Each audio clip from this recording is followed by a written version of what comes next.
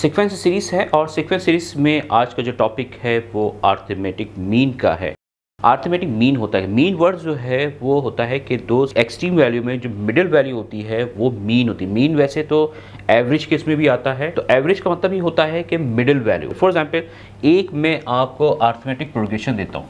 देखिए arithmetic progression इस वजह से कहा जाता है कि ऐसी सीक्वेंस जो किसी स्पेसिफिक टर्म के साथ चलती रहे वो हमारी क्या कहलाती है, प्रोग्रेशन के। अब मैं उससे कहूँ आपके मिडिल का नंबर कौन सा है, ये है मीन है, ये मीन नंबर है, सही, ये मीन है यानी कि सेंटर का पॉइंट है ये। तो इन दोनों के दरमियान, और ये वैल्यू कौन सी कहलाती है, ये एक्सट्रीम वैल्यू कहलाती है। ये कौन सी कहलाएंगे, दोनों एक्सट्रीम्स वैल्यूज कहेंगे बराबर।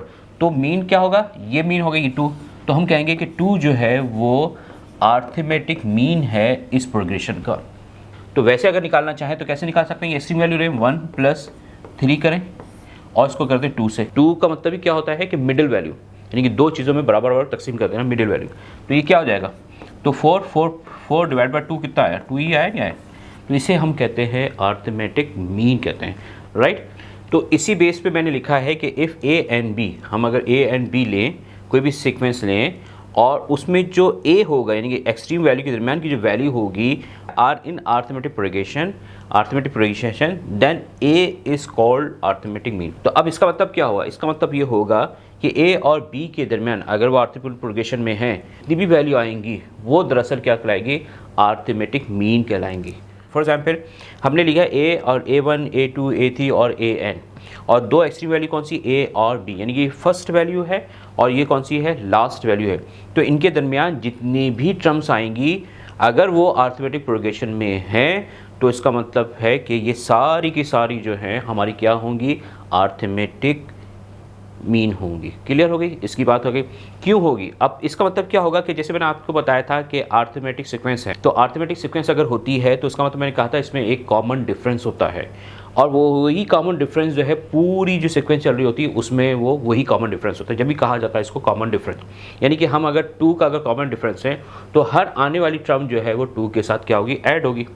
तो इस तरह से जो है नेक्स्ट टर्म निकल जाएगी। अब यहाँ पर हमें क्या करना होता है, इसमें क्वेश्चन किस तरह से आते हैं, इसमें से क्वेश्चन इस तरह से आ सकते हैं कि आपको इनमें से जो अरिथमेटिक मीन मालूम करने को कहा जाएगा। फॉर एग्जाम्पल आपको A1 मालूम करने को कहा जा सकता है, फॉर एग्जाम्पल आपको जनरल टर्म मालूम करने को कहा जा सकता है। तो उसका हम जो है वो फार्मूला देख लेते हैं। वैसे तो अगर यहाँ पर देखा तो आप फार्मूला ने खुद ही बना लिया, कैसे, A + B, अगर इसको मैं यहाँ करूँ तो कैसे हो सकता है, A + B डिवाइड बाई 2। तो आप इस तरह से निकाल सकते हैं, कोई भी टर्म होगी उसका जो है वो आपको पता चल जाएगा। अब वही जो मैंने आपको बताया कि क्या होगा, इंसर्ट अरिथमेटिक बिटवीन 2 नंबर्स, यानी 2 नंबर्स हैं, एक नंबर्स क्या आपके पास है, A है और दूसरा नंबर क्या है आपके पास जो है वो B है, and they are in arithmetic progression and let A is arithmetic mean. तो इसमें अगर इनके दरमियान अरिथमेटिक मीन कैसे निकालेंगे, किस तरह से फार्मूला निकालेंगे, तो हम निकाल सकते हैं A = A एक्सट्रीम वैल्यू को प्लस करें और उसको डिवाइड करें 2 से, जो मैंने आपको यहाँ सिखाया था। यहाँ मैंने यही बताया ना, तो ये हो गया A अरिथमेटिक मीन और A + B = 2, ये एक फार्मूला हो गया दो नंबर्स के दरमियान अरिथमेटिक मीन मालूम करने का। एक अरिथमेटिक प्रोग्रेशन लेते हैं, वो लेते हैं 5। तो अगर मुझे जो है वो अरिथमेटिक मीन मालूम करना है, अरिथमेटिक मीन मालूम करना है किसके दरमियान, अरिथमेटिक मीन बिटवीन 7 एंड 11 के दरमियान, 7 और 11 के दरमियान अरिथमेटिक मीन मालूम करने कैसे करेंगे। तो अगर आप इसको देखें अरिथमेटिक मीन A अगर कर लेते हैं तो क्या होगा, इस 7 और 11 के दरमियान क्या होगा, वैसे तो क्या नज़र आ रहा है, 9 आ रहा है ना, और वैसे अगर देखें यानी कि A + B होता है ओवर 2, तो यहाँ पर A क्या है, 7 है और B क्या है, 11 है। तो एक्सट्रीम वैल्यू का मतलब ये नहीं होता कि बिल्कुल ही कॉर्नर वाली, एक्सट्रीम वैल्यू का मतलब ये होगा कि जिसके दरमियान निकाल रहे हैं वो, तो इनके दरमियान ये हो गया। तो अब देखें तो A अरिथमेटिक हम लेट कर लेते हैं A, तो A यहाँ पर कितना, 7 + 11, 18 को 2 से डिवाइड करें तो कितना आया, 9 आया नहीं आया, यही नंबर आ रहा है आपके पास, यही नंबर आपके पास जो है वो आ रहा है। अब हमें मालूम करना हो कि कोई सीक्वेंस किस तरह से चल रही है उस अरिथमेटिक मीन के बना, तो इसको कहते हैं nth टर्म।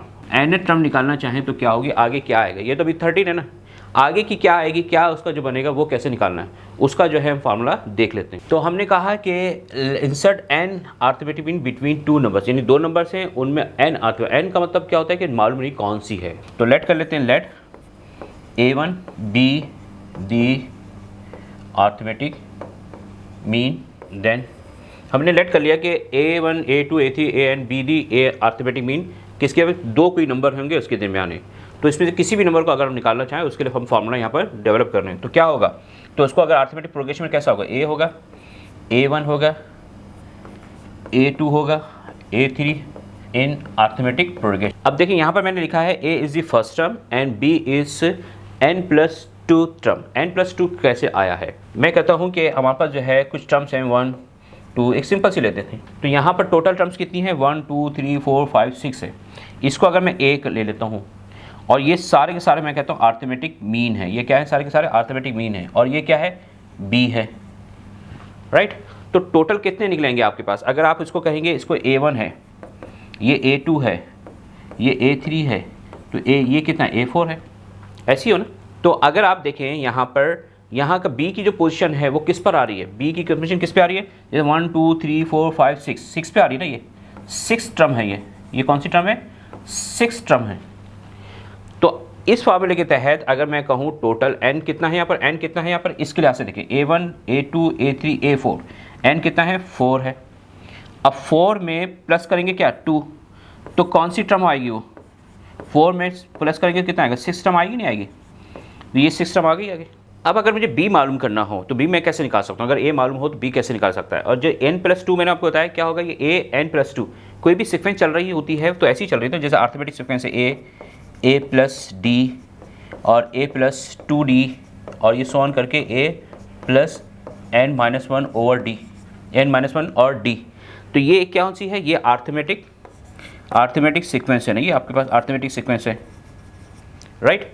तो अगर आपके पास A फर्स्ट टर्म मालूम हो तो आप क्या कर सकते हैं, ये टर्म निकाल सकते हैं, ये n टर्म है। इसी तरह से अगर मैं कहूँ ये A है और ये सारे के सारे क्या है अर्थमेटिक मीन है, तो मैं B निकाल सकता हूँ। तो B कैसे निकाल सकता हूँ कि n+2 मैंने इसमें सीखा, n+2 का तो ये B की वैल्यू जो है वो कौन सी होती है हमेशा, n+2, जो मैं आपको यहाँ पर समझा चुका हूँ 6 टर्म। तो अब क्या होगा A में, यानी कि A प्लस n-1 और मल्टीप्लाई बाय D करते हैं ना, तो n-1 की जगह यहाँ क्या लिखेंगे, n यहाँ पर क्या है n+2, B के लिए n+ क्या है 2 है। और चूंकि कॉमन डिफरेंस है, और कॉमन डिफरेंस में क्या होता है हमेशा देखें, A होगा A+D होगा तो एक कम होगा ना, फिर ये 2D होगा, यानी ये कौन सी टर्म है, फर्स्ट सेकंड थर्ड, तो यहाँ 2D आ रहा है, तो इस वजह से एक माइनस हम यहाँ कर रहे हैं। अब देखें, अब यहाँ इसको देखें, अगर मैं इसको ऐसे लिख सकता हूँ B A प्लस, इसको ओपन करें तो क्या होगा, ये n+2-1 और D, यहाँ क्या हो जाएगा, ये A यहाँ से इसको यहाँ लेके जाएं B -A, और ये क्या हो जाएगा n प्लस का 1 ओवर और ये D हो जाएगा।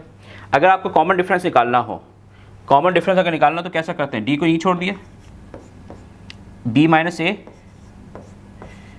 और n+1 किससे, इससे क्या होगा मल्टीप्लाई होगा, यहाँ जाके क्या होगा डिवाइड हो जाएगा। तो यहाँ पर मैंने आपको 2 से 3 चीज़ें बताई हैं। देखें, अगर आपको B निकालना हो तो आप ये फार्मूला इस्तेमाल कर सकते हैं, और अगर आपको जो है D निकालना हो यानी कॉमन डिफरेंस निकालना हो तो कैसे निकाल सकते हैं, इस वाले से B -A divide by n+1। तो इस तरह से आपके पास जो है कॉमन डिफरेंस D आ सकता है। ये क्या है कॉमन। तो अब हमने ये क्यों निकाला, हमें इस वजह से निकालना पड़ा ये कि आपके पास अगर आपके पास 2 वैल्यू दे दी जाएँ और उसमें कहा जाए कि इसमें आपने 4 या 5 जो है अर्थमेटिक मीन इंसर्ट करें, यानी इसमें मालूम करें, तो उस सूरत हाल में आपको पता है अर्थमेटिक प्रोग्रेशन हो या अर्थमेटिक सीक्वेंस है, उसमें कोई ना कोई कॉमन डिफरेंस होता है। एक क्वेश्चन दिया है मैंने आपको और अर्थमेटिक मीन का ही क्वेश्चन है, वो कहता है कि फाइंड 3 अर्थमेटिक मीन।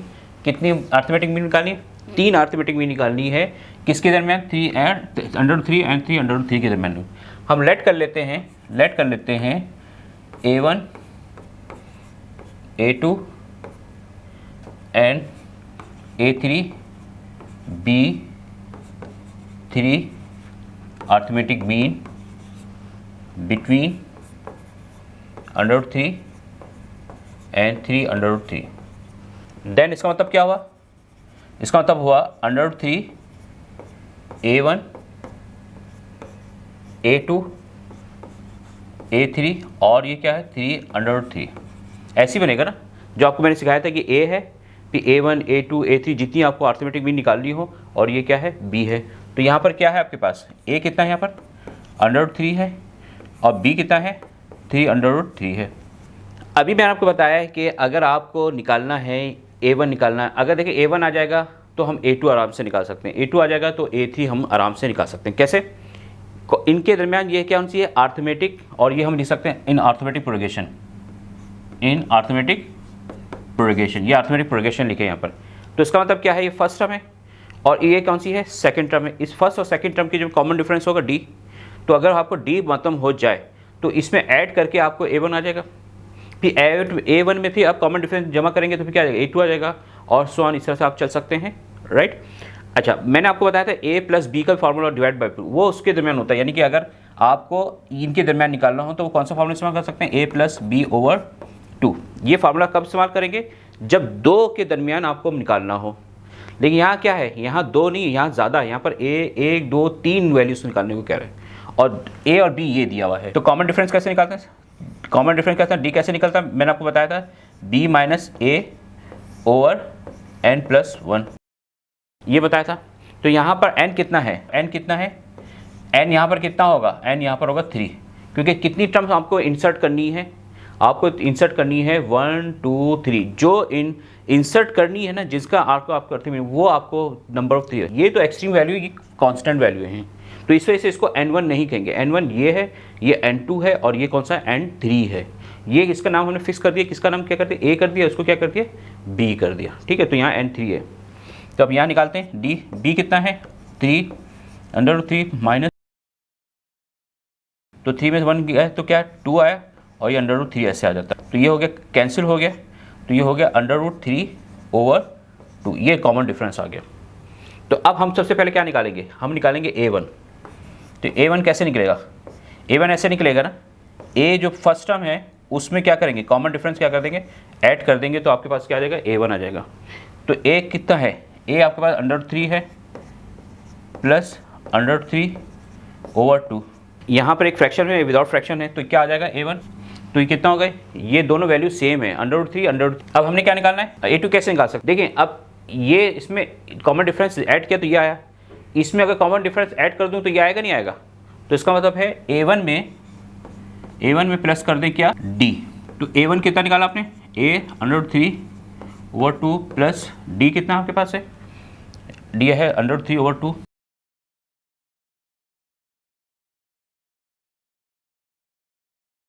तो 3 और प्लस 1 कितना, 4 √3 ओवर 2, तो 2 से ये कैंसिल हो गया तो क्या आ गया 2 √3, ये आपके पास आ गया A2।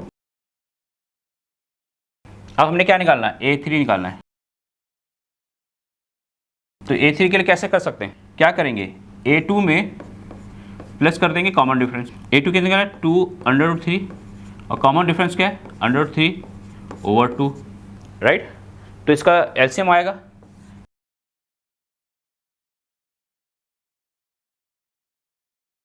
और ये 2, ये आपके पास आ गया A3।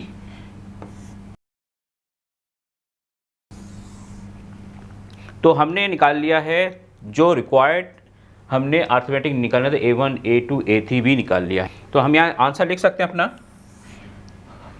यहाँ लिख सकते हैं हेंस अर्थमेटिक मीन आर, क्या पहले कौन सी आपके पास है, A1 कौन सी थी आपके पास, ये A1 है आपके पास 3 √3 ओवर 2, A2 कितने निकाला है 2 √3 और A3 कितने निकाला है 5 √3 ओवर 2। तो ये आपके पास जो है वो आंसर आया है।